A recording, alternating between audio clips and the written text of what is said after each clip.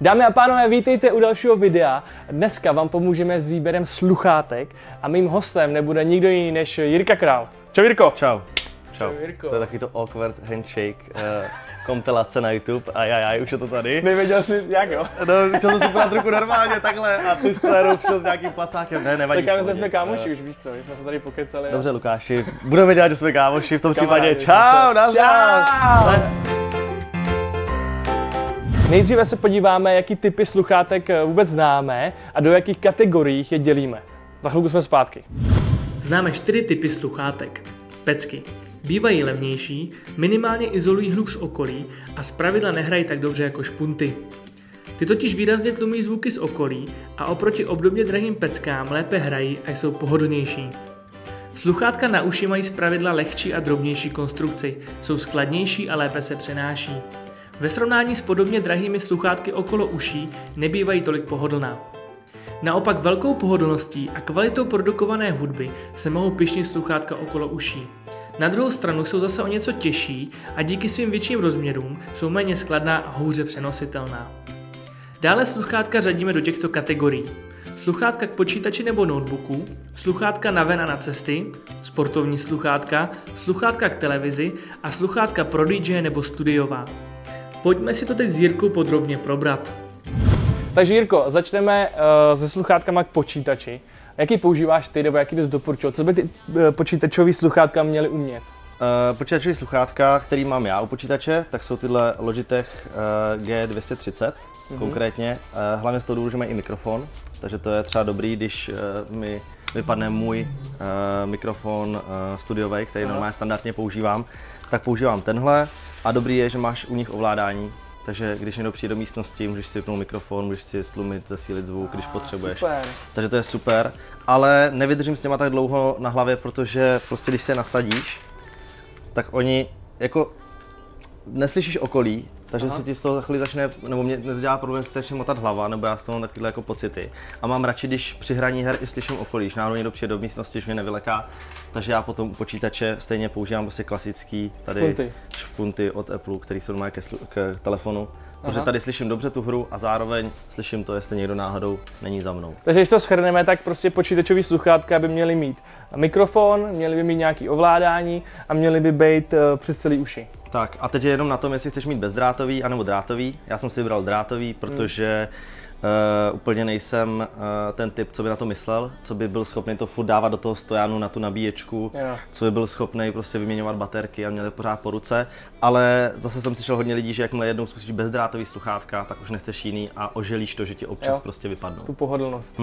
A ještě jsem koukal, že mají hrozně dlouhý drát, to taky je potřeba. Jo, ten dlouhý drát je dobrý, určitě na to bych se taky zaměřil, to je třeba věc, kterou úplně lidi nezkoumají, když si sluchátka kupujou, ale je to super v tom, že pak přesně neřešíš to, že prostě teďka nebo potřebuješ se pro něco natáhnout, potřebuješ pro něco vstát nebo něco takového. Pak samozřejmě jsou zase ale pohodlnější ty úplně bezdrátový, kde můžeš i po nějakých bytě vlastně běhat a nemáš problém s tím, když si jdeš udělat kafe nebo jdeš na záchod.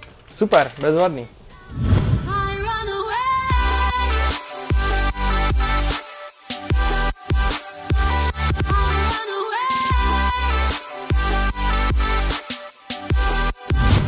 Dobře, Jirko, teď když vypadneš od počítače, jdeš někam ven, někam jedeš, cestuješ, na to máš nějaký jiný sluchátka? Jo, na to mám tyhle sluchátka, který používám hlavně z toho důvodu, že mají noise cancelling. Zase nejsou to jediný sluchátka, který mají noise cancelling. A to je co, prosím tě, jenom? Prosím tě, to je to, že oni mají v sobě mikrofon, který poslouchá hluk v okolí a posílá ti do sluchátek opačnou frekvenci, aby ti ten hluk zrušil. Takže třeba v letadle neslyšíš motor letadla, když jsi v nějakých výrobních halách, v továrnách nebo v tramvaji, třeba v autobuse, tak ti to odruší prostě motor a vůbec takový ten jako nepříjemný zvuk a neslyším okolí. Když na mě mluví, tak s těma sluchátkama absolutně neslyším. Dost často se mi i potí ty uši pod tím, jak je to kožený. Takže má ještě jeden druh, má ještě větší, ale to zase pak už hodně velký. A výhoda u nich ještě jedna, která tam je, tak já už mám teďka tady teda kabel, ale jsou i bezdrátový, jsou i na Bluetooth. A když se ti vybije baterka, přestane fungovat noise cancelling, klasika a musíš prostě zapojit kabel a jet přes kabel. To je bezvadná věc. Takže když to shrneme, co by měli mít takový cestovní sluchátka? Měly by být pohodlný, měly by dobře hrát samozřejmě. Jo, určitě. Jako tyhle sluchátka hrajou asi nejlíp z těch všech, co máme tady. Možná ještě tyhle jsou hodně dobrý. Ty už vypadají být studiově než tyhle. Jo, tyhle ano, jsou takový free. Dobrý, super.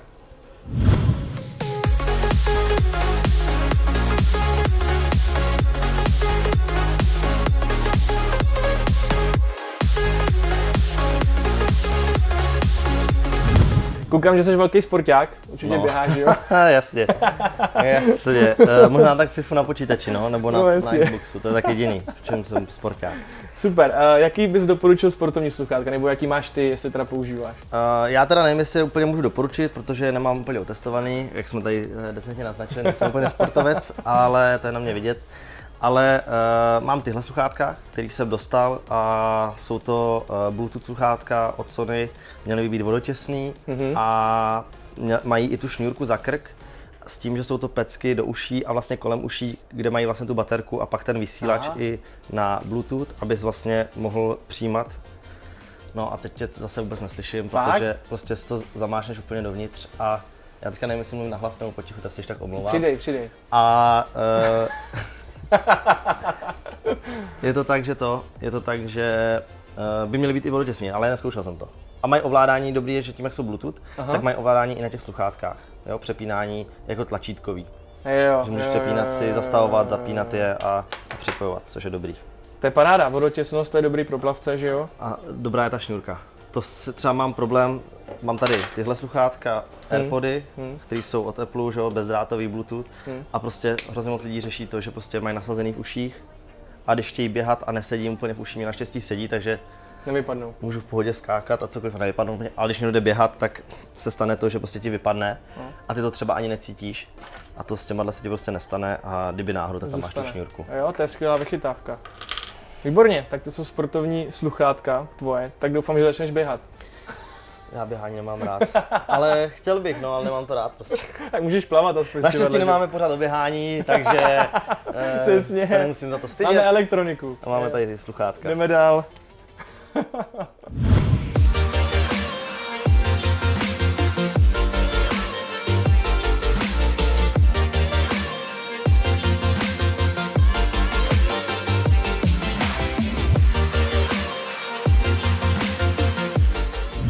Nakonec tady máme studiový sluchátka, pro DJ sluchátka a k televizi. Používáš třeba sluchátka k televizi? Nepoužívám sluchátka k televizi, protože se na televizi nedívám, ale mám tady tip od kamaráda, tohle nejsou moje sluchátka, ale dostal jsem to jako tip a mám na ně zálusk.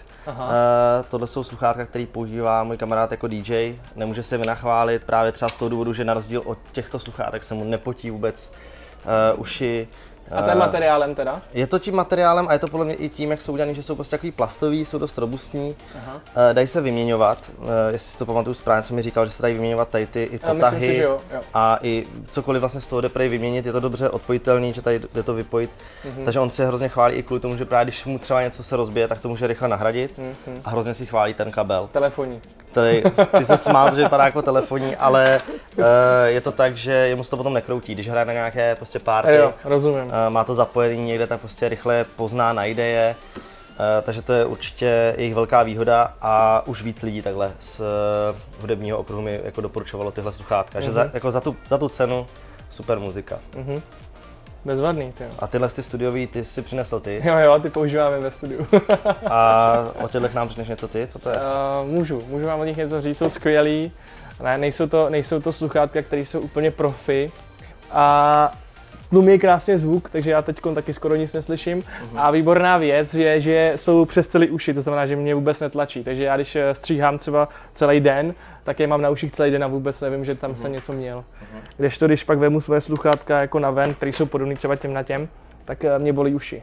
Jo, já si mám taky problém, dost velký uši, nebo nemám je tak velký, ale když mám tyhle sluchátka, tam mám taky problém s tím, že mi to přimáčnou a pak mě bolí. No. Takže na to dávat pozor.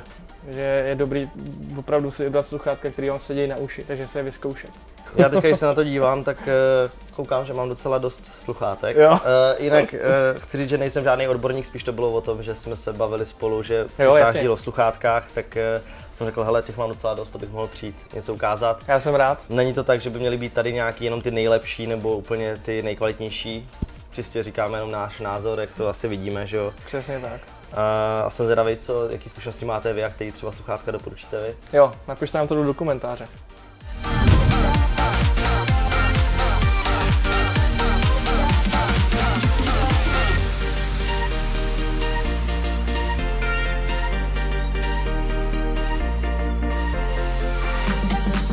OK, super, Jirko, díky moc. Málo. Já myslím, že... Budeme si zase podávat ruku. Dáme si tvůj pozdrav, ne? Ne. To můžeme normálně spát ruku. Tak jo, tak. Díky. Super. Měj se hezky. A vidíš, a není to awkward a je to všechno v pohodě. A nevznikne z toho žádnej sestřih a... Ne, neboj se, my to nebudeme stříhat nijak. My to nebudeme 3krát opakovat od dokola. Pohodě. Tak jo, mějte se krásně u dalšího videa. Čau. Ahoj.